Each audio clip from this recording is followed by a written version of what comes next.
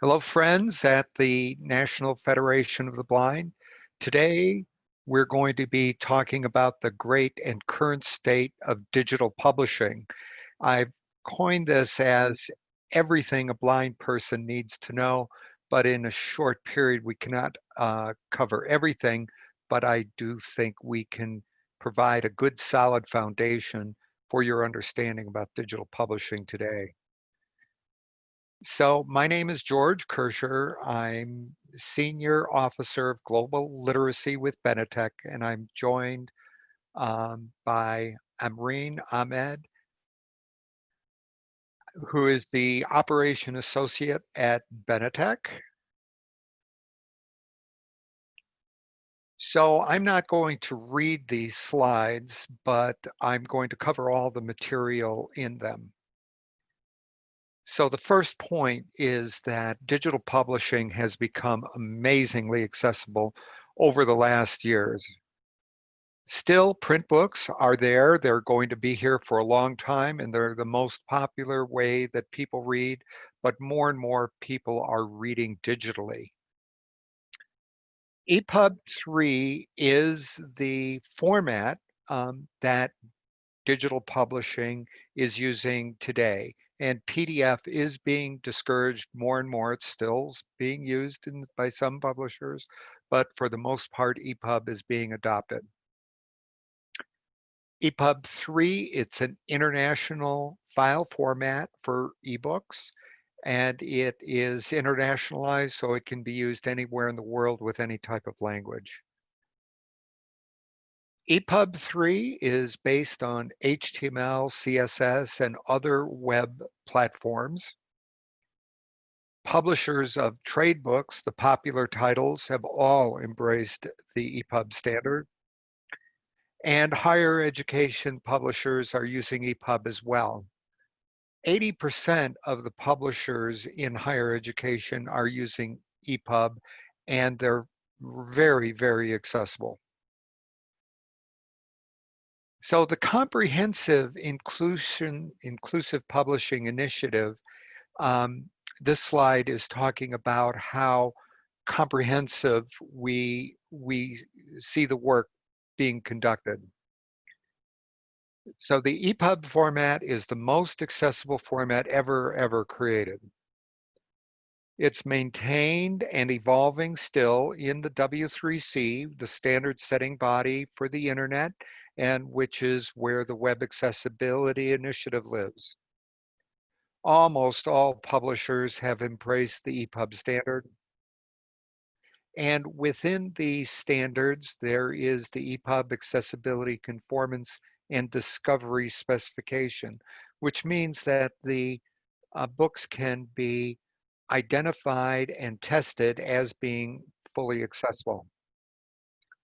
We have the accessibility checker for EPUB. That is software that can be run against an EPUB to look at the accessibility features, both the automatic and the things that need to be examined manually, because some things you cannot check automatically for accessible.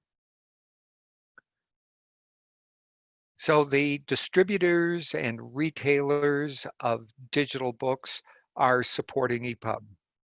So we've got Apple Books, we've got Amazon, we've got Google Play, Vital Source, Red Shelf, are all supporting are using EPUB. The publishers wanted a single file format that they could distribute to all of their outlets, and that's what we have in the EPUB standard.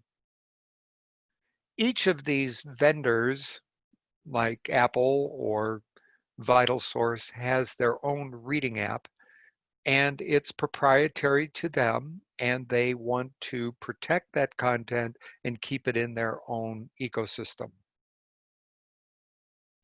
The accessibility of these reading systems is really good, generally good. It's not perfect. Some are better than others.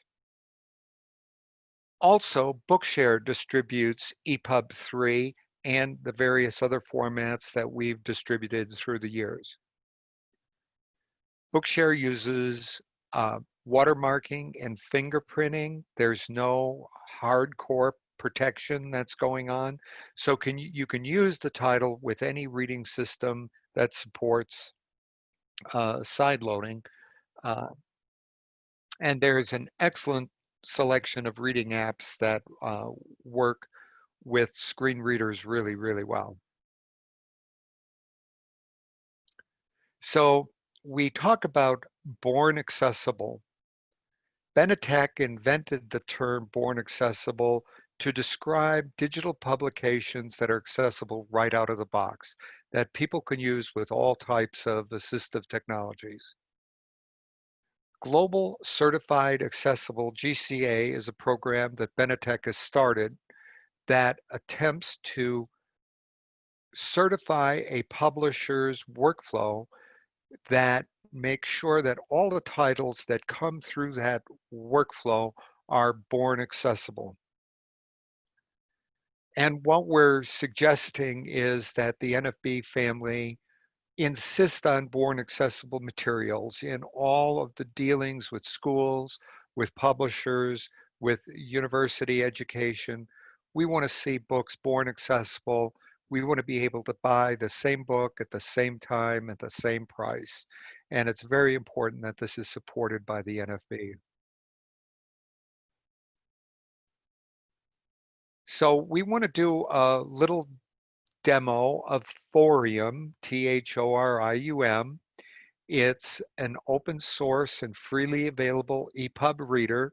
It's available on a variety of platforms, including Windows, Mac, Linux, iOS. You can get it today in the Microsoft Store. And the demo that we're going to show is with NVDA, but JAWS works equally as well. This title that we're going to demo is a Macmillan title, and Macmillan has GCA certification, so we have confidence that all of the titles that come from Macmillan are really, really good. Okay, NVDA with Thorium, and we're using the book Intro to Brain and Behavior by Macmillan Learning. I've opened Thorium, and it remembers the last place I was reading in this book and opens to that page. But I want to start by showing you the navigation. So I'm going to, and you're going to hear the screen reader. Reading view menu navigation landmark list with 4 items navigation graphic button. So there's the button. List with 5 items table of contents button. Table of contents. Button landmarks. I've got landmarks, annotations, go to page, bookmarks. Button out of list button graphic list with 5 items button table of contents. And here's the table of contents. So this is table of contents list with 23 items heading level 1 link up. There's this is the structured view of the table of contents. So if I use my screen reader navigation keys to go to the first level 1, I just hit the number 1. Chapter 1, what are the origins of brain and behavior? Link heading level 1. And I could use my next heading key. List with 8 items clinical focus 1-1 : living with traumatic brain injury link heading level 2. Or move down. Heading level 2 link 1-1 the brain in the 21st century. Or I could go to the next chapter. Chapter 2, what is the nervous system's functional anatomy? Link heading level 1. List with 9 items heading level 2 link research focus 2-1 : a genesis of the cerebellum. So this is a college textbook, obviously. Heading level 2 link 2-1 overview of brain function and structure. So let's go there. Main content, main landmark, main content region clickable, main content, main content. 33 2-1 overview of brain function and structure. The brain's primary function is to produce movement, and collectively this is termed behavior. To produce effective behavior, we take in sensory information. So I'm on page 33. It told me that and started reading. And I can press down arrow to read by line. The brain's primary function is to produce movement, and collectively this is termed behavior. To produce effective behavior, we take in sensory information such as vision, audition, olfaction. Oh boy, some words there. Effective.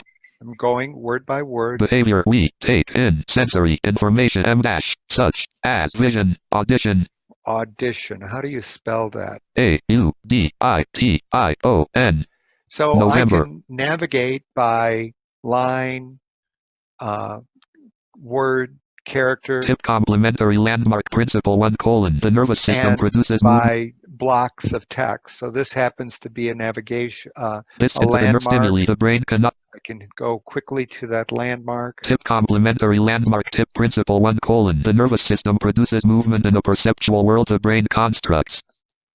Plastic patterns of neural organization region. Plastic patterns of neural organization heading level 3. So I just moved to the next heading.